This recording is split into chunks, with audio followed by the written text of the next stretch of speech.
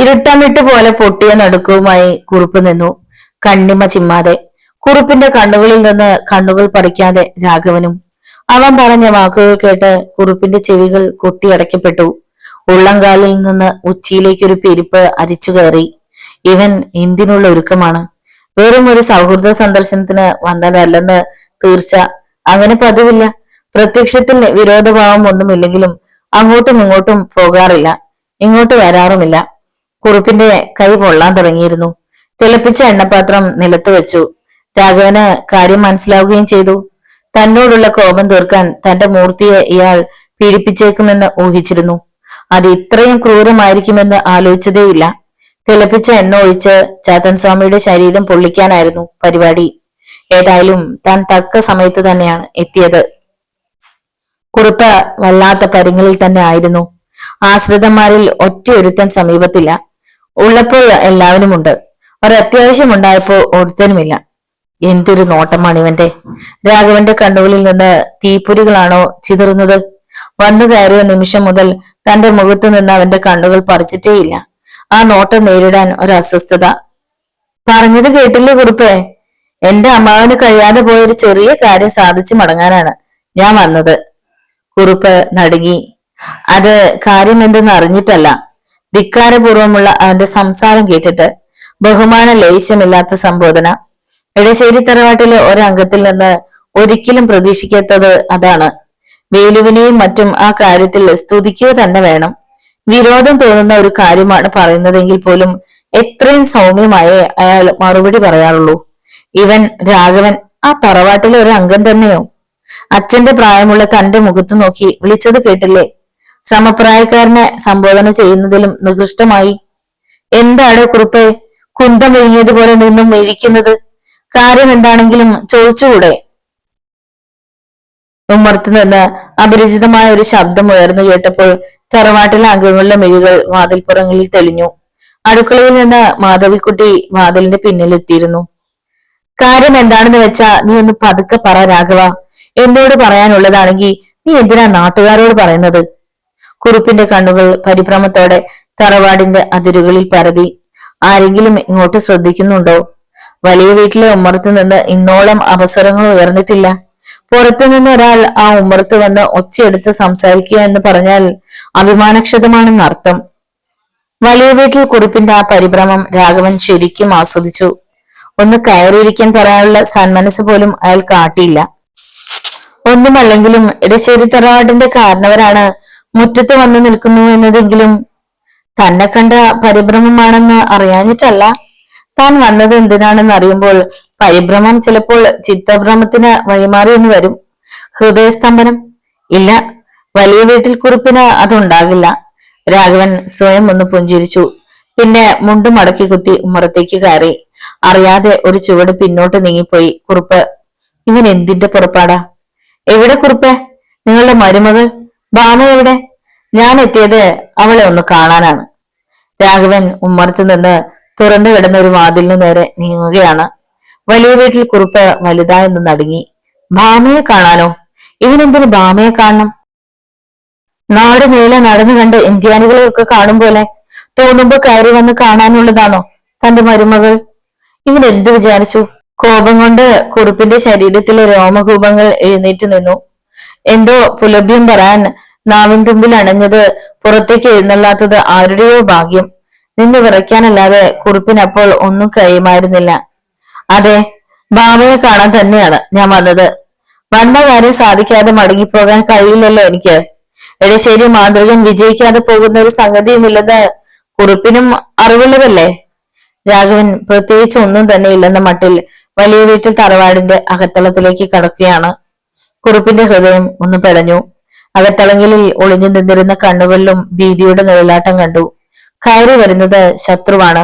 ഒരിക്കലും വരില്ലെന്ന് നിലച്ച ശത്രു ഓർക്കാപ്പുറത്ത് പടികയറി വന്നുവെന്ന് വിശ്വസിക്കാൻ അപ്പോഴും വലിയ വീട്ടിൽ കുറുപ്പിന് കഴിയുന്നില്ല.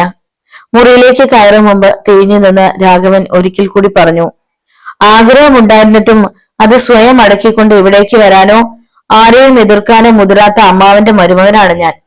പക്ഷേ ഞാൻ അമ്മാവനെ പോലെ അല്ല. അല്ലെന്ന് കയറി വന്നപ്പോ തന്നെ ബോധ്യമായി കഴിഞ്ഞിട്ടുണ്ടാവുമല്ലോ. എനിക്കൊരാഗ്രഹം ഉണ്ടായാൽ അത് സാധിക്കാതെ വയ്യ. അത് കഴിഞ്ഞ് രാഘവന് മറ്റെന്തുമുള്ളൂ. നീ ഇത് എന്തിനുള്ള പുറപ്പാടാ? ഇത്തവണ കുറുപ്പിന്റെ ശബ്ദമേറുന്നു. അതിന് കാരണവുമുണ്ടായിരുന്നു. പടി കയറി ആശ്രിതരിൽ ഒരാൾ വരുന്നു. അതിന്റെ ധൈര്യം ലഭിച്ചതാണ്. ആ ചോദ്യം രാഘവന് പിടിച്ചു. അവനൊന്ന് ചിരിച്ചു. തീരെ ചെറിയ ചില കാര്യങ്ങളേ ഉള്ളൂ. ആദ്യം നിങ്ങളുടെ മരുമകൾ ഭാമയ്ക്ക് ഒരു ഉമ്മ കൊടുക്കണം. ബലാത്കാരം ചെയ്യണമെന്ന് തീരുമാനിക്കേണ്ടത് കുറുപ്പാണ്. അതായത് ഞാൻ ഭാമയെ കടന്നു പിടിക്കും മുമ്പ് ആ കുടത്തിൽ ബന്ധിച്ചിട്ടിരിക്കുന്ന ഇടശ്ശേരി തറവാട്ടിലെ സേവാമൂർത്തി ഇല്ലേ, ആ മൂർത്തിയെ തുറന്നു വിട്ടേക്കണം. അത് ചെയ്തില്ലെങ്കിൽ മരുമകളുടെ നില ഇപ്പൊ തന്നെ മോശമാകും. അത്രയും ചെയ്താൽ അത് പിന്നീട് വേണ്ടിവരികയുള്ളൂ. തീർത്തും നിസാര ഭാവത്തിലാണ് രാഘവന്റെ സംസാരം. അവൻ പറഞ്ഞത് കേട്ട് വലിയ വീട്ടിൽ തറവാട്ടിലെ പെണ്ണുങ്ങൾ നടുങ്ങി. ഭാമ മെല്ലെ പിൻവലിയാൻ തുടങ്ങി. ആശ്രിതൻ കുറുപ്പിന്റെ സമീപത്ത് എത്തിയിരുന്നു. കുറുപ്പ് ഉപ്പുതൂണ് പോലെ നിന്നുരുകയാണ്. ഇവൻ എന്താണിപ്പോ പറഞ്ഞത്? അവന്റെ മൂർത്തിയെ വിട്ടുകൊടുക്കണമെന്നോ? അപ്പോൾ അവനെല്ലാം അറിഞ്ഞുകൊണ്ടുള്ള വരവാണ്. കുറുപ്പിന്റെ നെഞ്ചിൽ 9ാം ഉത്സവത്തിന്റെ മേളം ഉയരാൻ തുടങ്ങി. അയാൾ ആശ്രിതന്റെ നേർക്ക് എന്തോ കണ്ണു കാണിച്ചു. രാഘവൻ അത് കാണുകയും ചെയ്തു. അപ്പോഴും അവന്റെ ചുണ്ടത്ത് ഒരു പുഞ്ചിരി ഊറി. എന്നെ എതിർക്കാൻ നിങ്ങൾക്ക് ആർക്കും കഴിയില്ല. നിൽക്കുന്നിടത്തൊന്ന് അനങ്ങാൻ കഴിഞ്ഞിട്ട് വേണ്ടേ എന്തെങ്കിലും ചെയ്യാൻ? ഈ നിമിഷം മുതൽ നിങ്ങളെല്ലാം ഒരു മാതൃക ബന്ധനത്തിലാണ്. കുറുപ്പിന് ആ ബന്ധനം അഴിക്കാൻ കഴിയുമെങ്കിൽ ആയിക്കോളൂ. അത് പറയുന്ന നേരത്ത് തന്നെ രാഘവന്റെ മനസ്സിലൂടെ മന്ത്രങ്ങൾ ഉരുവിട്ടുണരാൻ തുടങ്ങിയിരുന്നു. അത്ഭുതകരമായിരുന്നു അനുഭവം.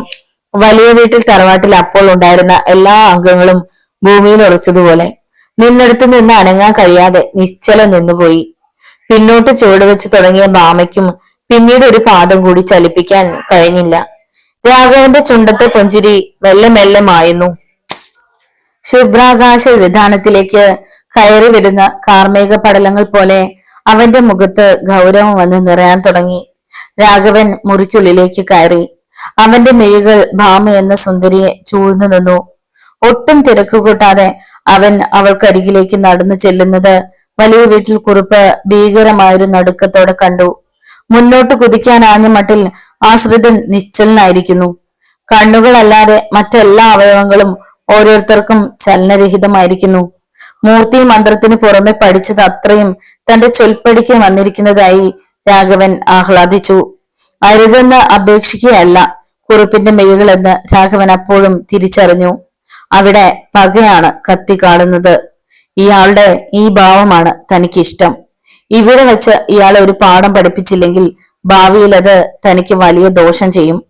അടുത്തു വന്നുകൊണ്ടിരിക്കുന്ന രാഘവന്റെ കണ്ണുകളിലെ വന്യമായ ഭാവം ഭാമയുടെ കാതര മിഴികൾ കണ്ടു. അരുതേ അരുതേ എന്ന മിഴികൾ കീഴുന്നത് രാഘവന് മനസ്സിലാവുകയും ചെയ്തു. പക്ഷെ ഒട്ടും സഹതാപം പാടില്ല. ഇവർ തന്റെ ശത്രുക്കളാണ്.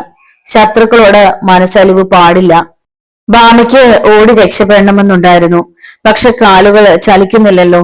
ഭാമയുടെ ഹൃദയം പെരുമ്പറ കൊട്ടി. ഈശ്വര, ഇയാൾ തന്നെ ഉപദ്രവിക്കാൻ തന്നെയാണ് ഭാവം. ഇത്രയും പേരുടെ മുന്നിൽ വെച്ച് താൻ അപമാനിതയാകുമോ? അവൾ അമ്മാവന്റെ നേരെ ദയനീയമായൊന്ന് നോക്കി. കുറുപ്പിന്റെ കണ്ണുകൾ രാഘവനിൽ തന്നെയായിരുന്നു. ആ മിഴികളിൽ രൗദ്രം കത്തിക്കാളുകയാണ്. അടുത്ത ക്ഷണം രാഘവന്റെ വലതു കൈ അവൾക്ക് നേരെ നീണ്ടു. ആ കൈ അവളുടെ ചുമലിൽ പിടുത്തമിട്ടു. പിന്നെ വളരെ മെല്ലെ അവളെ പൂമാല പോലെ രാഘവൻ തന്റെ നെഞ്ചോട് ചേർത്തമർത്തി. രാഘവൻ തൊട്ട നിമിഷത്തിൽ തന്നെ അവളുടെ മാന്ത്രിക ബന്ധനം അഴിഞ്ഞിരുന്നു. ഭാമയെ മാറോട് ചേർത്ത് പിടിച്ച് ക്രൂരമായ ഒരു തരം ചിരിയോടെ രാഘവൻ കുറുപ്പിന്റെ നേരെ നോട്ടമയച്ചു.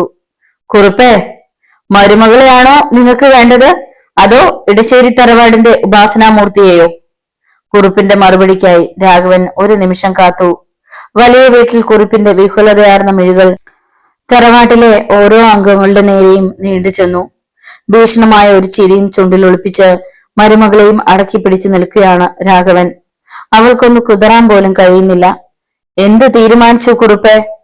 മന്ദബുദ്ധി കുറുപ്പേ, മരുമകളെ വേണോ തനിക്ക്, അതോ ഇടശ്ശേരി തറവാടിന്റെ ഉപാസനാമൂർത്തിയെയോ? രാഘവൻ വീണ്ടും ചോദിക്കുകയാണ്. ആ ചോദ്യത്തിന്റെ ഉത്തരം ഉടനെ അവൻ പ്രതീക്ഷിക്കുകയാണെന്ന് സാരം. രണ്ടിലൊന്ന് പറഞ്ഞേ തീരൂ. തന്റെ മറുപടിയെ അടിസ്ഥാനമാക്കിയാണ് വലിയ വീടിന്റെ അന്തസ് പോലും നിൽക്കുന്നത്. അത് തരിപ്പണമാകാൻ ഒരു നിമിഷാർദ്ധം പോലും വേണ്ട.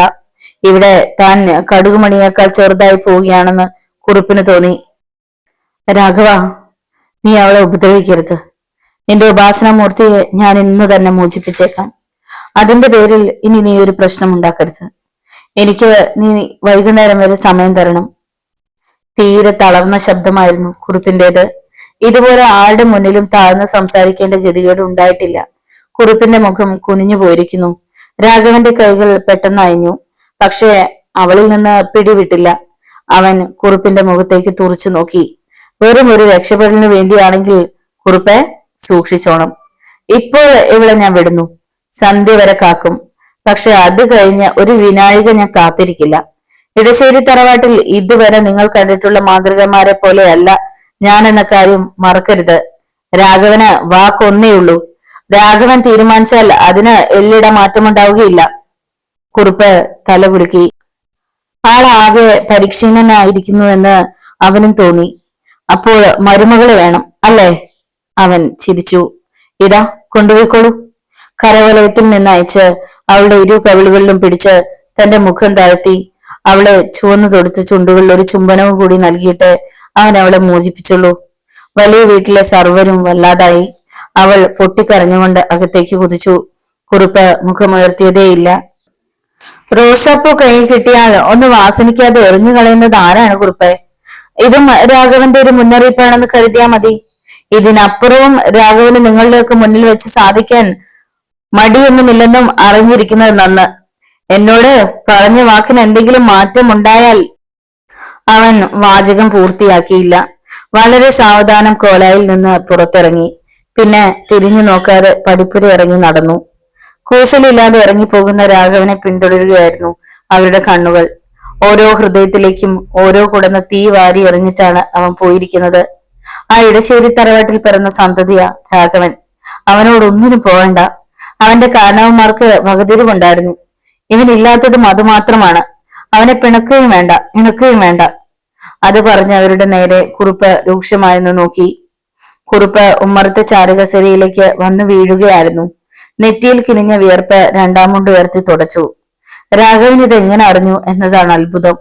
അവൻ അറിഞ്ഞ സ്ഥിതിക്ക് ചാത്തൻ സ്വാമിയെ ഉപദ്രവിക്കാനും കഴിയില്ല. ഭയങ്കരനാണ് അവൻ. എന്താ വേണ്ടത്? ചാത്തൻ സ്വാമിയെ അവന് തന്നെ വിട്ടുകൊടുക്കണോ? തൽക്കാലത്തേക്ക് അങ്ങനെ പറഞ്ഞുവെങ്കിലും ആ തീരുമാനം ഒന്നുകൂടി പുനഃപരിശോധിക്കേണ്ടിയിരിക്കുന്നു. എത്രയോ നാളത്തെ കഷ്ടപ്പാടുകൊണ്ടാണ് ആ കുട്ടിച്ചെറുത്താനെ വലിയ വീട്ടിലെ നിലവറയിൽ അടയ്ക്കാൻ കഴിഞ്ഞത്. അവനെ കൊണ്ട് തനിക്ക് ഉപദ്രവം ഉണ്ടാവുകയും ചെയ്തു. രാഘവന്റെ അതിക്രമിച്ചുള്ള കയറ്റം തന്നെയാണല്ലോ ഏറ്റവും വലിയ ഉപദ്രവം. ചാത്തൻ സ്വാമിയെ വിട്ടുകൊടുത്തില്ലെങ്കിൽ ഭാമയുടെ നിലയാണ് അപകടത്തിലാവുന്നത്. തങ്ങളുടെ എല്ലാം മുന്നിൽ വെച്ച് യാതൊരു കൂസലുമില്ലാതെയല്ലേ അവൻ അവളെ. അടുത്ത വട്ടം എന്താണ് ഉണ്ടാവുകയെന്ന് ആലോചിക്കാൻ തന്നെ ഭയം. എന്ത് വൃത്തികേടിനും മടിയില്ലാത്തവനാണ് രാഘവൻ എന്ന് തെളിഞ്ഞു. കുറുപ്പിന്റെ നെറ്റിയിൽ പിന്നെയും വിയർപ്പുമുത്തുകൾ കിനിഞ്ഞു. പാവം, അവൾ ആകെ വിരണ്ടു പോയിരിക്കുന്നു. താൻ ചെയ്തു വെച്ചതിന്റെ ഫലം അവൾ അനുഭവിക്കേണ്ടി വരിക എന്ന് വെച്ചാ അത് കഷ്ടം തന്നെയാണ്. എന്തൊക്കെ കണക്കുകൂട്ടലുകളായിരുന്നു. ചാത്തൻ സ്വാമി തന്റെ വരുതിക്ക് വരിക എന്ന് പറഞ്ഞാൽ ഇടശ്ശേരി തറവാടിന്റെ പ്രതാപം അസ്തമിക്കുക എന്നത് തന്നെയാണ് അർത്ഥം. പകരം വലിയ വീട്ടിൽ തറവാട് വാനോളം ഉയരുകയും ആ സ്വപ്നങ്ങളെല്ലാം ഇതാ കാൽച്ചുവട്ടിൽ തന്നെ വീണുടഞ്ഞിരിക്കുന്നു. എന്താണ് ഒരു പോംവഴി? ഒരു എത്തും പിടിയും കിട്ടുന്നില്ല. ഇതുപോലെ ഒരു തീരുമാനമെടുക്കാൻ കഴിയാതെ പോയ ഒരവസരവും തന്റെ ജീവിതത്തിൽ ഉണ്ടായിട്ടില്ല. തന്നെ മാത്രമല്ല, തന്റെ തറവാടിനെയും അംഗങ്ങളെയും മുഴുവൻ അവൻ അപമാനിച്ചിരിക്കുന്നു. കഥ ഇപ്പോൾ ഗ്രാമം മുഴുവനും അറിയും. അവരുടെ മുന്നിൽ തല ഉയർത്തിപ്പിടിച്ച് താൻ എങ്ങനെ കഴിയും? ആലോചിക്കുന്തോറും കുറുപ്പിന്റെ ശരീരം തളരുകയാണ്. സമയം മധ്യാഹ്നം കഴിഞ്ഞതേയുള്ളൂ. സന്ധ്യയാകാൻ ഇനിയുമുണ്ട് നേരം. അതിനു മുമ്പ് ഒരു തീരുമാനത്തിൽ എത്തിയേ പറ്റൂ.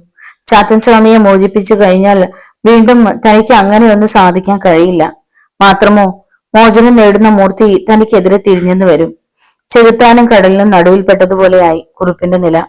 ഉച്ചയോണ്ട് വിളിച്ചിട്ടും കുറുപ്പ് കസേരയിൽ നിന്ന് എണീറ്റില്ല. വിശപ്പും ദാഹവും ഒക്കെ എപ്പോഴേ കെട്ടുപോയിരിക്കുന്നു. തലയ്ക്കുള്ളിൽ ആയിരം ആയിരം വണ്ടുകൾ മൂളിപ്പറക്കുന്ന മൂളക്കമാണ്. തളർച്ച കൊണ്ട് ശരീരം അപ്പൂപ്പൻ താടി പോലെ ഭാരമില്ലാതായിരിക്കുന്നു. സമയം കടന്നു പോകുന്തോറും ആ അസ്വസ്ഥത വളരുകയല്ലാതെ തെല്ലും കുറയുന്നില്ല. എടശ്ശേരി തറവാട്ടിൽ തിരിച്ചെത്തിയ രാഘവനും അസ്വസ്ഥനായിരുന്നു. സന്ധ്യയായാലും തന്റെ മൂർത്തിയെ അയാൾ മോചിപ്പിച്ചില്ലെങ്കിൽ എന്തു ചെയ്യും? വലിയ വീടിന്റെ നിലവറ കുത്തി തുറന്ന് ചാത്തൻ സ്വാമിയെ തനിക്ക് മോചിപ്പിക്കാൻ കഴിയാഞ്ഞിട്ടല്ല, പക്ഷെ അത് പാടില്ല. മൂർത്തി രക്ഷപ്പെടാതിരിക്കുവാൻ ഹനുമാന്റെ ചൈതന്യം നിലവറയുടെ ഓരോ അണുവിലും ആവാഹിച്ചു വെച്ചിരിക്കുകയല്ലേ കുറുപ്പ്. അത് ഒഴിവാക്കി കുറുപ്പ് സ്വമേധയാ തന്റെ മൂർത്തിയെ മോചിപ്പിച്ചു തരണം. അത് അയാളെ കൊണ്ട് തന്നെ സാധിപ്പിക്കുന്നതിലാണ് തന്റെ വിജയം. അത് അയാൾ ചെയ്യുമോ? ചെയ്തില്ലെങ്കിൽ ബാമയെ തനിക്ക് വേണമെങ്കിൽ എന്തും ചെയ്യാം. വലിയ വീട്ടിൽ തറവാടിന്റെ ഉമ്മറത്ത് വെച്ച് സർവരുടെയും കൺമുന്നിലിട്ട് തന്നെ. പക്ഷെ അതുകൊണ്ട് കുറുപ്പ് ഇളകുന്നില്ലെങ്കിലോ? അതാണ് കണ്ടുപിടിക്കേണ്ടത്. മകൻ അസ്വസ്ഥനായി ഉമ്മർത്തുലാത്തുന്നത് ഗൗരിക്കുട്ടി ശ്രദ്ധിക്കാതിരുന്നില്ല. അതും അവർക്ക് പുതുമയായിരുന്നു. ഇടശ്ശേരി തറവാട്ടിലെ ഒരു മാതൃകനും ഒരു കാര്യത്തിലും ഇങ്ങനെ അസ്വസ്ഥരാകാറുള്ളതല്ല. അല്ലെങ്കിലും അവരിൽ ആരെപ്പോലെയും അല്ലല്ലോ ഇവന്റെ പുറപ്പാടും. എന്റെ ചാത്തൻ സ്വാമി, രാഘവന് നല്ലതേ തോന്നാവുള്ളേ. അവരെപ്പോഴും അങ്ങനെ പ്രാർത്ഥിച്ചു. സമയം സന്ധ്യയാകാൻ പോകുന്നു. രാഘവൻ കുറുപ്പിന് കൊടുത്തിട്ടുള്ള സമയം. അവൻ ഉന്മേഷത്തോടെ പൂജാമുറിയിലേക്ക് കയറി. രാഘവൻ ഉത്കണ്ഠയോടെ കാത്തിരിക്കുകയായിരുന്നു. ഇത് വലിയ വീട്ടിൽ കുറുപ്പ് തനിക്ക് നൽകിയ വാഗ്ദാന സമയം. തന്റെ ഉപാസനാമൂർത്തിയെ കുറുപ്പ് മോചിപ്പിച്ചിട്ടുണ്ടെങ്കിൽ അടുത്ത ഏതു നിമിഷവും അതിന്റെ സൂചന തനിക്ക് തിരിച്ചറിയാനാവും. അവൻ പൂജാമുറിയിൽ തന്നെ ആയിരുന്നു. പുറത്ത് ത്രിസന്ധ്യ. രാഘവൻ പൂജാമുറിയിലെ വിളക്കുകളെല്ലാം കൊളുത്തി. ഉപാസനാമൂർത്തിയെ വരവേൽക്കാൻ കാത്തിരിപ്പാണവൻ. അത് സംഭവിക്കുന്നതോടെ തനിക്ക് പ്രബലനാകേണ്ടി വരുമായിരുന്ന ഒരു ശത്രുവാണ് അടിയറവ് പറയുന്നത്. ഇടശ്ശേരി തറവാട്ടുകാരെക്കാളും വലുതാവാൻ കുറുപ്പ് കണ്ടുപിടിച്ച മാർഗം കൊള്ളാം. ആലോചിക്കുമ്പോൾ ഒരു തരം രസവും തോന്നുന്നുണ്ട്. മറ്റൊരു മൂർത്തിയെയും അയാൾക്ക് ആവശ്യമില്ല. ഇടശ്ശേരി തറവാട്ടിലെ ചാത്തൻ സ്വാമിയെ തന്നെ വേണം. ആ സ്വപ്നം കാൽച്ചുവട്ടിലിട്ട് തന്നെ ചവിട്ടി ഞെരിക്കാൻ കഴിഞ്ഞു. അരനാഴികയ്ക്കുള്ളിൽ തന്റെ മൂർത്തിയെ തനിക്ക് തിരിച്ചു ലഭിക്കുകയും ചെയ്യും. അതോടെ ആ ശത്രുത അവസാനിപ്പിച്ചേക്കാം. കുറുപ്പിനെ തന്നെ ഓർത്തുകൊണ്ടിരിക്കാൻ തനിക്ക് എവിടെ നേരം. രാഘവന്റെ അസ്വസ്ഥതയും പൂജാമുറിയിൽ തന്നെ കഥകടച്ചുള്ള ഇരിപ്പും കണ്ടപ്പോൾ ഗൗരിക്കുട്ടിക്കായിരുന്നു ഭയം മുഴുവൻ. ഇവൻ ഇനി എന്തൊക്കെ കുഴപ്പങ്ങൾ ഉണ്ടാക്കുമോ എന്തോ. അർഹതയില്ലാത്തവന്റെ കയ്യിൽ അധികാരം കിട്ടുക എന്നാൽ കുരങ്ങന്റെ കയ്യിൽ പൂമാല കിട്ടുന്നതിന് തുല്യമാണ്. പകലത്തെ സംഭവ വികാസങ്ങളെ കുറിച്ച് നാട്ടുകാരിൽ ആരോ അവരുടെ ചെവികളിൽ എത്തിച്ചിരിക്കുന്നു. അത് കേട്ട് അമ്പരന്ന് നിൽക്കാനേ അവർക്ക് കഴിഞ്ഞുള്ളൂ. രാഘവൻ വലിയ വീട്ടിൽ തറവാട്ടിലേക്ക് കയറി ചെന്നുവെന്ന് കുറുപ്പിന്റെ മരുമകളെ അവരുടെ ഒക്കെ മുന്നിൽ വെച്ച്, ചേച്ചേ, എന്തൊക്കെയാണ് കേൾക്കുന്നതെല്ലാം? ഒന്നും അവനോട് ചോദിക്കാൻ കഴിഞ്ഞില്ല. അതെങ്ങനെ? വന്ന നിമിഷം മുതൽ കാലുവെന്ത നായെ പോലെ ഉമ്മർത്തുലാത്തുകയായിരുന്നില്ലേ അവൻ? ഒന്ന് സമാധാനമാകട്ടെ എന്ന് കാത്തിരുന്നപ്പോൾ പൂജാമുറിയിലേക്കും കയറി. മന്ത്രസിദ്ധി കിട്ടിയതോടെ പഴയതിലും വഷളാവുകയാണോ അവൻ? ഈ പോക്ക് കണ്ടിട്ട് അങ്ങനെയാണ് തോന്നുന്നത്. ഒന്ന് സമാധാനമായി അവനോട് സംസാരിച്ചിട്ട് തന്നെ ദിവസങ്ങളായി. അതിനു മുമ്പുള്ള തറവാട്ടു മാതൃകരെല്ലാം വീട്ടുകാര്യങ്ങളിലും കൃഷിക്കാര്യങ്ങളിലും ഒരേ സമയം ശ്രദ്ധിച്ചിരുന്നു. രാഘവൻ അതിൽ രണ്ടു കാര്യത്തിലും ശ്രദ്ധയില്ല. താൻ മറ്റാരേക്കാളും വലിയവനാണെന്ന് ഇടശ്ശേരി തറവാട്ടിലെ ഒരു മാതൃകനും ധരിച്ചിരുന്നില്ല. മറ്റുള്ളവരെക്കാളൊക്കെ ചെറിയവനാണ് താനെന്ന ഭാവത്തിലെ പെരുമാറിയിരുന്നുള്ളൂ. അങ്ങനെ ആകാനേ പാടുള്ളൂ എന്നവർ ശഠിക്കുക പോലും ചെയ്തിരുന്നു. പക്ഷെ രാഘവന്റെ പ്രവൃത്തികൾ നേരെ വിപരീതമാണ്. തന്നേക്കാൾ വലിയവനായി ഗ്രാമത്തിൽ മറ്റൊരാളിൽ എന്നവൻ കരുതുന്നു. ആ വലിപ്പം ഓരോ പ്രവൃത്തികളിലും വേണമെന്ന് നിഷ്കർഷിക്കുകയും ചെയ്യുന്നു. മന്ത്രസിദ്ധി ജപിച്ചതിന്റെ ആദ്യ നിമിഷങ്ങളിൽ തന്നെ അവനത് ബോധ്യപ്പെടുത്തുകയും ചെയ്തല്ലോ. ഒട്ടും അനുയോജ്യമല്ലാത്ത കരങ്ങളിലാണ് പരിഭാവനമായി സിദ്ധി വന്നു ചേർന്നിരിക്കുന്നത്. ഓപ്പയുടെ കണക്കുകൂട്ടലുകൾ തെറ്റുമോ? ഇടശ്ശേരി തറവാടിന്റെ അഭിമാനത്തിന് ക്ഷതം സംഭവിക്കുമോ? ഗൗരിക്കുട്ടി ആകെ പരിഭ്രമിക്കുന്നു. ലക്ഷ്യമില്ലാതെ ഒരു തരം പോക്കായിരുന്നുവെങ്കിലും തന്നോട് അവന് സ്നേഹമുണ്ടായിരുന്നു. ഇടയ്ക്കൊക്കെ തന്നോട് സംസാരിക്കാൻ അവൻ സമയം കണ്ടെത്താറുണ്ടായിരുന്നു. ഇപ്പോഴിപ്പോ ഇതുമില്ല. അവന്റെ ഈ പോക്ക് എങ്ങോട്ടാണ്? ആശ്വസിക്കാൻ ഒരു തുമ്പ് പോലും കാണുന്നില്ല. ഇന്നത്തെ വാർത്ത അറിഞ്ഞപ്പോ മുതൽ അവരുടെ ഹൃദയം ഉരുകുകയാണ്. ആദ്യമായി അവനെ അഭിനന്ദിക്കാൻ വന്ന നാട്ടുകാരുടെ മുന്നിലേക്ക് ഇറങ്ങി ചെല്ലാൻ രാഘവൻ കൂട്ടാക്കിയില്ല. പിന്നീടുള്ള പല ദിവസങ്ങളിലും അതുതന്നെയായിരുന്നു അവസ്ഥ. ആരെയും പിണക്കാതെ പറഞ്ഞയക്കാൻ തനിക്ക് കഴിഞ്ഞു. പക്ഷെ അതൊക്കെ എപ്പോഴും നടക്കുമോ? അവൻ ചെയ്യേണ്ടത് അവൻ തന്നെ ചെയ്തല്ലേ പറ്റൂ. കൃഷി നോക്കാൻ പണിക്കാരുണ്ടെങ്കിലും കാരണവർ ഒന്ന് എത്തി നോക്കേണ്ടതല്ലേ? യജമാനൻ ചെല്ലുമ്പോൾ നെൽച്ചെടികൾ ഉണരുമെന്നും തലയാട്ടി സ്വീകരിക്കുമെന്നും കേട്ടിട്ടുണ്ട്. ചാത്തൻ സ്വാമിയെ വലിയ വീട്ടിൽ കുറുപ്പ് തടങ്കലിലാക്കിയിരിക്കുന്നു എന്നത് ഒരു നടുക്കുന്ന വാർത്ത തന്നെ. പക്ഷെ അത് വീണ്ടെടുക്കാൻ ആ തറവാട്ടിലേക്ക് പോകേണ്ട കാര്യമുണ്ടോ? എല്ലാം ആലോചന കൂടാതെയുള്ള ചെയ്തികളാണെന്ന് സമാധാനിക്കുന്നത് എങ്ങനെ? പറഞ്ഞു കൊടുത്ത് പഠിപ്പിക്കേണ്ട പ്രായമൊന്നുമല്ലല്ലോ രാഘവന്. ഉപാസനാമൂർത്തിയെ തിരികെ ലഭിച്ചാലെങ്കിലും ഇവന്റെ ഈ സ്വഭാവം മാറുമോ ദൈവമേ? അത് ലഭിക്കാഞ്ഞിട്ടാവും അവന്റെ അസ്വസ്ഥത എന്ന് മനസ്സിലാക്കാൻ തനിക്ക് കഴിയും. ലക്ഷ്യം നല്ലത് തന്നെ, പക്ഷെ അതിനവൻ തിരഞ്ഞെടുക്കുന്ന മാർഗം വയ്യ. കൂടുതലൊന്നും ആലോചിക്കാനുള്ള ത്രാണി തനിക്കില്ല. ഗൗരിക്കുട്ടി പൂമുഖത്ത് നിലവിളക്ക് കൊളുത്താനുള്ള ശ്രമങ്ങൾ ആരംഭിച്ചു. പൂജാമുറിയിൽ ഇരുന്ന രാഘവൻ കൂടുതൽ അസ്വസ്ഥനാകുകയായിരുന്നു. അപ്പോൾ വലിയ വീട്ടിൽ കുറിപ്പ് തന്നോട് പറഞ്ഞിരുന്ന നേരം കഴിഞ്ഞിരിക്കുന്നു. അയാൾ വാഗ്ദാനം പാലിച്ചിട്ടില്ല. മൂർത്തി സാന്നിധ്യം പൂജാമുറിയിൽ അനുഭവപ്പെടുന്നില്ല. അയാൾ പറഞ്ഞു ചതിക്കുകയായിരുന്നു. രാഘവന്റെ കണ്ണുകൾ കുറുകി ഉണർന്നു. അവന്റെ നെറ്റിയിൽ അസാധാരണമായി ഒരു ചുളിവ് വീണു. ചാത്തൻ സ്വാമിക്കുള്ള പ്രീണന മന്ത്രങ്ങൾ 108 തവണ ഒരിക്കൽ കൂടി ആവർത്തിച്ചു മന്ത്രിച്ചു. ഇല്ല, തന്റെ മൂർത്തി ഇടശ്ശേരി തറവാട്ടിലേക്ക് മടങ്ങി വന്നിട്ടില്ല. ത്രിസന്ധ്യയുടെ നിറമുഹൂർത്തം കഴിഞ്ഞ് പിന്നെയും അരനാഴിക നേരം കൂടി രാഘവൻ കാത്തു. അങ്ങനെ ഒരു ഔദാര്യം അവൻ സ്വമനസാലെ കുറിപ്പിന് നൽകിയതാണ്.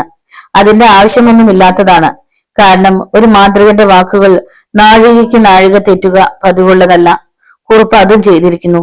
കുറിപ്പിന് വേണ്ടിയിരുന്നത് താൽക്കാലിക രക്ഷ മാത്രമായിരുന്നു. തൽക്കാലം തന്നെ ഒഴിവാക്കുക. ആരോടാണ് അയാൾ പറഞ്ഞ വാക്കുകൾ തെറ്റിച്ചിരിക്കുന്നതെന്ന് തെല്ലും ആലോചിച്ചു കാണില്ല. എഴുശ്ശേരി രാഘവനെ വലിയ വീട്ടിൽ കുറിപ്പ് തിരിച്ചറിഞ്ഞിട്ടില്ലെന്നാണ് താൻ മനസ്സിലാക്കേണ്ടത്. അവന്റെ കണ്ണുകൾ ചുവന്നു. ആവണിപ്പലകയിൽ നിന്ന് രോഷത്തോടെ എഴുന്നേറ്റ് രാഘവൻ പൂജാമുറിയിലെ വിളക്കുകളെല്ലാം കൈവീശിക്കെടുത്തി. രൗദ്രഭാവമായിരുന്നു അപ്പോൾ അവന്റെ മുഖത്ത്. അതേ രൗദ്രത്തോടെ പൂജാമുറിയുടെ കതകുകൾ വലിച്ചടച്ച ശബ്ദം കേട്ട് നിലവിളക്കിന് മുന്നിൽ നാമം ചൊല്ലിക്കൊണ്ടിരുന്ന സുഭദ്രക്കുട്ടി ഞെട്ടിപ്പിടഞ്ഞെണീറ്റു. അവർക്ക് മുന്നിലൂടെ ഒരു കൊടുങ്കാറ്റ് പോലെ രാഘവൻ തറവാട്ടു പടിപ്പുരയ്ക്ക് നേരെ പായുകയാണ്. വലിയ വീട്ടിൽ കുറിപ്പ് ഉറക്കിയെന്ന് ചിരിച്ചു. പിന്നെ മുന്നിൽ നിന്ന് തടിമാടന്മാരെ ഓരോരുത്തരെയും ശ്രദ്ധിച്ചു. 6 പേർ. വീട്ടിക്കാരിൽ കടഞ്ഞെടുത്ത കരിനിറമുള്ള പ്രതിമകൾ പോലെ അവർ കുറിപ്പിന് മുന്നിൽ ഓച്ചാനിച്ചു നിൽക്കുകയാണ്. പറഞ്ഞതൊക്കെ മനസ്സിലായല്ലോ? ആ വാതിൽ കടന്ന് അവന്റെ കാൽ ഈ തറവാട്ടു വളപ്പിൽ ചവിട്ടാൻ പാടില്ല. പ്രതിമകൾ തലകുലുക്കി. അവരുടെ കയ്യിൽ ഇരുമ്പ് വടി ഉണ്ടായിരുന്നു, കൊടുവാളുണ്ടായിരുന്നു. ശരി, ഇനി തയ്യാറെടുത്തോളൂ. അടുത്ത ഏത് നിമിഷത്തിലും അവൻ ഇവിടെ എത്തും. കുറിപ്പ് മുറ്റത്തേക്ക് നീട്ടിത്തൊപ്പി. വലിയ വീട്ടിൽ കുറിപ്പിനോടാണ് ഒരു പീറയുടെ ഏറ്റുമുട്ടൽ. ഒന്നുമില്ലേലും അവന്റെ തന്തയുടെ പ്രായമുള്ളവനല്ലേ താൻ. അടുത്ത നിമിഷങ്ങൾക്ക് വേണ്ടി കാത്തിരിക്കുകയാണ് വലിയ വീട്ടിൽ കുറിപ്പ്. വളരെയേറെ ആലോചിച്ചതിനു ശേഷം എടുത്ത തീരുമാനം തന്നെയായിരുന്നു അത്.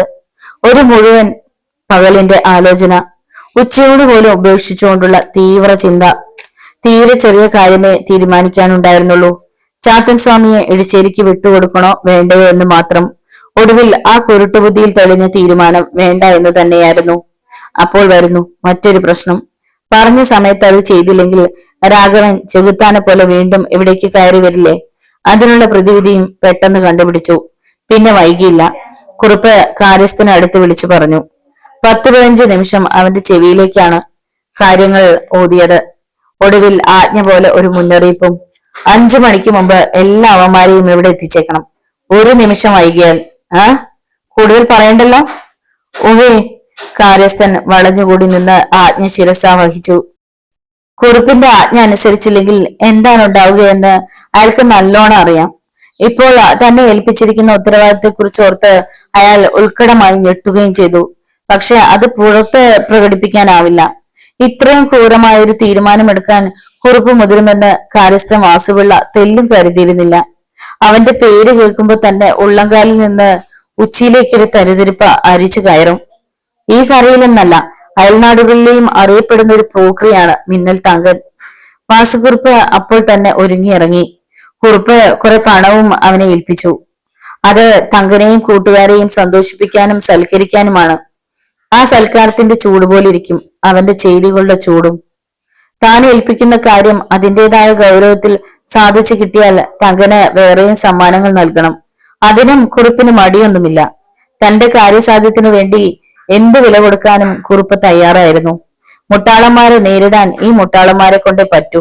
ആരോടും കടപ്പാടുകളില്ലാത്ത തങ്കൻ ആർക്കു വേണ്ടിയും എന്തു ചെയ്യും. വാസുപിള്ള ഓടുകയായിരുന്നു. ഏത് ലോകത്ത് ചെന്നാണ് തങ്കനെ ഒന്ന് കണ്ടെത്തുക? അവനെ കാണാനിടയുള്ള സ്ഥലങ്ങളെല്ലാം അറിയാം. ഗ്രാമത്തിലെ ഏതെങ്കിലും ഒരു ഷാപ്പിലോ ചാരായക്കടയിലോ തങ്കനുണ്ടാവും. തങ്കൻ ഉണരുന്നത് തന്നെ ചാരായക്കടയിലാണ്. ദിവസത്തിന്റെ 90% സമയവും കഴിച്ചു കൂട്ടുന്നതും അവിടെ തന്നെ.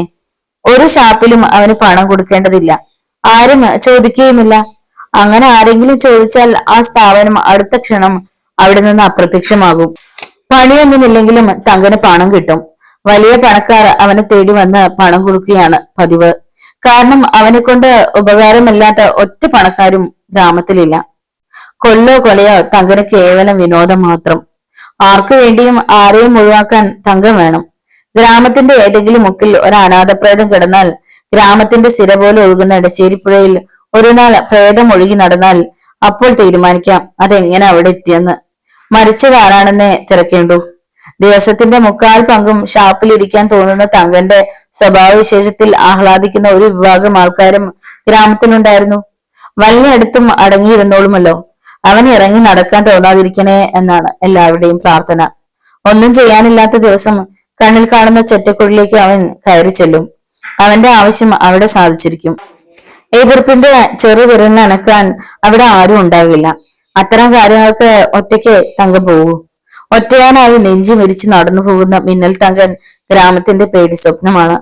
കൂട്ടാളികളുമൊത്ത് നടന്നു പോകുന്ന തങ്കൻ ഒരു നടുക്കവും. രണ്ടിന്റെയും അനന്തരഫലം ഒന്നു തന്നെ. ഒരു മിന്നൽ പിണറിന്റെ വേഗതയിൽ എതിരാളികളെ നിലം പരിശോധിക്കുകയാണ് അവന്റെ രീതി. അങ്ങനെയാണ് ആ പേര് അവന് ലഭിച്ചതും. എവിടെ നിന്ന് എന്ന് വന്നു എന്ന് ആർക്കും നിശ്ചയമില്ല. പെട്ടെന്നൊരു ദിവസം മുതൽ മിന്നൽ തങ്കൻ ഗ്രാമത്തിൽ വന്നു. മറ്റേതോ നാട്ടിൽ നിന്ന് ഗ്രാമത്തിലെ ഒരു പ്രമുഖൻ വിളിച്ചു വരുത്തിയതാണെന്നും കേൾവിയുണ്ട്. അവൻ പ്രത്യക്ഷപ്പെട്ട ദിവസം ഗ്രാമത്തിൽ ഒരു കൂട്ടക്കുരുതി നടന്നു. ഒരു വീട്ടിലെ 4 പേരുടെ ദുരന്ത മരണം. ആ മരണം നടന്ന സാഹചര്യവും മരണപ്പെട്ടവരെയും ചുറ്റിപ്പറ്റിയുള്ള ഊഹാപോഹങ്ങളിൽ നിന്നാണ് ആ ദുരന്തത്തിന് പിന്നിലെ പ്രമുഖനെ ചിലരെങ്കിലും സംശയിച്ചത്. തങ്കനെ അയാൾ വരുത്തിയതായിരിക്കില്ലേ? തങ്കരുമായുള്ള പിന്നീടുള്ള അയാളുടെ പെരുമാറ്റവും സംശയം ബലപ്പെടുത്തുന്നതായിരുന്നു. ഏതായാലും അന്നു മുതൽ തങ്കൻ ഇടശ്ശേരിക്കര ഗ്രാമത്തിലെ ഒരംഗമായി. പിന്നീട് അവൻ ഒരിക്കലും തിരിച്ചു പോയിട്ടേയില്ല. പതിയെ പതിയെ ഗ്രാമത്തിൽ അവന് കൂട്ടാളികളുണ്ടായി. നഗരവും ഗ്രാമവും വെറുക്കുന്നത് ആരൊക്കെയാണോ അവരെല്ലാം തങ്കന്റെ പ്രിയപ്പെട്ടവരായിരുന്നു. ക്രമേണ അവനെ എല്ലാവരും തിരിച്ചറിഞ്ഞു. അവന്റെ ജോലി തിരിച്ചറിഞ്ഞു. പേടിക്കേണ്ട ഒരു മൃഗമായി ഓരോരുത്തരുടെയും മനസ്സിൽ അവൻ മുക്രയിട്ടു. വാസുപിള്ള ഗ്രാമത്തിന്റെ ഒരറ്റം മുതലുള്ള കള്ളുഷാപ്പുകളും ചാരായക്കടകളും കയറി ഇറങ്ങിക്കൊണ്ടിരുന്നു. വെയിൽ പടിഞ്ഞാറേക്ക് ചായുന്നു. വാസുപിള്ളയുടെ മനസ്സിൽ 9ാം ഉത്സവത്തിന്റെ ചെണ്ടമേളമായിരുന്നു. 5 മണിയാകാൻ ഇനി അധിക സമയമൊന്നുമില്ല. അതിനു മുമ്പ് തങ്കനെയും കൊണ്ട് വലിയ വീട്ടിലെത്തേണ്ടതാണ്. അതിന് കഴിഞ്ഞില്ലെങ്കിൽ പിന്നെ ജീവിതത്തിൽ ഒരിക്കലും ആ പടി കയറാമെന്ന് മോഹിക്കണ്ട. കുറുപ്പേമാന് ഓരോരോ തോന്നലുണ്ടാകുന്ന നിമിഷങ്ങളെ വാസുപിള്ള മനസ്സാ ശപിച്ചു. ഇത്തവണ അതേതായാലും കുറച്ച് കടന്നുപോയില്ലേ എന്നു സംശയം. രാഘവനെ മിന്നൽ തങ്കനെ കൊണ്ട് ഒതുക്കാനാണ് കുറുപ്പേമാൻ തീരുമാനിച്ചിരിക്കുന്നത്. കണ്ടറിയണം. ആരുടെ കയ്യിൽ നിന്നും വഴുതി ഇറങ്ങുന്ന കരിമീനാണ് രാഘവൻ. പണ്ടേ അവൻ അങ്ങനെയായിരുന്നു. ഇപ്പോഴാണെങ്കിൽ മന്ത്രസിദ്ധിയുടെ പിൻബലവും. വല്ലതും നടന്നാ കൊള്ളാം. അല്ലെങ്കിലും അവൻ ആ തറവാട്ടിൽ കാണിച്ച വൃത്തികേടിന് ഒരടിയെങ്കിലും കൊടുത്തേ പറ്റൂ. ഏത് പെണ്ണിനെയും ആരുടെ മുന്നിൽ വെച്ചും പിടിക്കാമെന്നും ഉമ്മ വെക്കാമെന്നുമൊക്കെ വന്നാൽ കഴിഞ്ഞില്ലേ കാര്യങ്ങൾ. അക്കാര്യം ഓർത്തിട്ടാണ്. അല്ലെങ്കിൽ തങ്കനെ തേടി താനിറങ്ങാൻ മടിച്ചേനെ. തനിക്കുമുണ്ടല്ലോ പ്രായപൂർത്തിയായി നിൽക്കുന്ന 2 പെങ്കൊച്ചുങ്ങൾ. നാളെ ഒരിക്കൽ ഇതുപോലെ രാഘവനോ മറ്റാരെങ്കിലോ വീട്ടിൽ കയറി വന്ന് പോക്കിത്തരം കാണിച്ചാൽ കൈയും കെട്ടി നോക്കി നിൽക്കാൻ തനിക്ക് കഴിയുമോ? ഇടശ്ശേരി ഗ്രാമത്തിലെ ഒട്ടുമിക്ക ലഹരിക്കടകളിലും വാസുപിള്ള കയറി കഴിഞ്ഞു. എന്താ പിള്ളച്ചോ പതിവില്ലാതെ? ഓരോ കടകളിൽ നിന്നും ചോദ്യമുണ്ടായി. ഓ, വെറുതെ ഒരാളെ നോക്കി വന്നതാ. കണ്ടത്തിൽ പണിയുന്നവനെ കണ്ടെത്തണമെങ്കിൽ കണ്ട കള്ളുഷാപ്പുകൾ കയറേണ്ട ഗതിയല്ലയോ വന്നിരിക്കുന്നത്. ഇലയ്ക്കും മുള്ളിനും കേടില്ലാത്ത ഒരു മറുപടി കൊടുത്തിട്ട് ഓരോയിടത്തു നിന്നും ഇറങ്ങി നടന്നു. താൻ കണ്ടെത്താൻ പോണവന്മാർ ഇറക്കുന്ന കൃഷിയുടെ കാര്യം ഓർത്തപ്പോൾ അയാൾക്കുള്ളിൽ ചിരി പൊട്ടി. ഒടുവിൽ തേടിയ വള്ളി കാലിൽ ചുറ്റുക തന്നെ ചെയ്തു. ഇടശ്ശേരി പാടത്തിന്റെ കരയിലുള്ള ഒരു ഷാപ്പിൽ തങ്കനുണ്ടായിരുന്നു. അവന്റെ സന്തത സഹചാരിയായ മുട്ടാളന്മാരും ഉണ്ടായിരുന്നു. തങ്കൻ നല്ല ലഹരിയിലായി കഴിഞ്ഞിരിക്കുന്നു. വാസുപിള്ളയെ കണ്ട് തങ്കൻ ചന്തിയം നനക്കി. പിള്ളേച്ച് നന്നാ ഇതിലെ ഇതിന് ഇവിടെ പുറത്തു കൊടുക്കാൻ കള്ളില്ല. വിൽപ്പനക്കാരൻ വിഷമത്തോടെ പറഞ്ഞു. ഞാൻ ഈ തങ്കനെ തിരക്കി വന്നതാ. തന്റെ കള്ളും ചാരായമൊന്നും എനിക്ക് വേണ്ട. വാസുപിള്ള വ്യക്തമാക്കി. തങ്കനൊന്ന് വന്നേ, ഒരു രഹസ്യം പറയട്ടെ. വാസുപിള്ള സ്നേഹത്തോടെ വിളിച്ചു. തങ്കൻ ഇറങ്ങിച്ചെന്നു. ഷാപ്പിന് പുറത്തു വെച്ച് വാസുപിള്ള പറയാനുള്ളതെല്ലാം പറഞ്ഞു. തങ്കൻ തല കുലുക്കി. വരണയുടെ എല്ലാവരും, ഉത്സാഹത്തോടെ തങ്കൻ വിളിക്കുന്നു. വീട്ടിക്കാതൽ കടഞ്ഞ മാതിരിയുള്ള 4-5 തടിയന്മാർ കൂടി ഷാപ്പിൽ നിന്ന് ഇറങ്ങി വന്നു. വാസുപിള്ള മുന്നിൽ നടന്നു. നിങ്ങൾ അങ്ങ് വന്നേരെ, ഞാൻ മുമ്പേ നടന്നേക്കാം. ഞാൻ വിളിച്ചോണ്ട് പോവാന്ന് ആരും അറിയണ്ടല്ലോ. തങ്കൻ ചിരിച്ചു. 2-3 ദിവസങ്ങൾക്ക് ശേഷം കൈക്കരുത്ത് തീർക്കാൻ ഒരവസരം ലഭിച്ചിരിക്കുകയാണല്ലോ. അവർ കൃത്യസമയത്ത് തന്നെ വലിയ വീട്ടിൽ തറവാടിന്റെ പടിക്കലെത്തി. നോവലിന്റെ തുടർന്നുള്ള ഭാഗങ്ങൾ കേൾക്കുവാൻ വേണ്ടി ചാനൽ സബ്സ്ക്രൈബ് ചെയ്യുക. നിങ്ങളുടെ വിലയേറിയ അഭിപ്രായങ്ങളും നിർദ്ദേശങ്ങളും കമന്റ് ബോക്സിൽ രേഖപ്പെടുത്തുക. വീഡിയോ ഇഷ്ടമായാൽ ഒന്ന് ലൈക്ക് ചെയ്ത് ഹൈപ്പ് കൊടുത്ത് മറ്റു സുഹൃത്തുക്കൾ കൂടി ഷെയർ ചെയ്ത് നൽകുക. നന്ദി. വീണ്ടും കാണാം.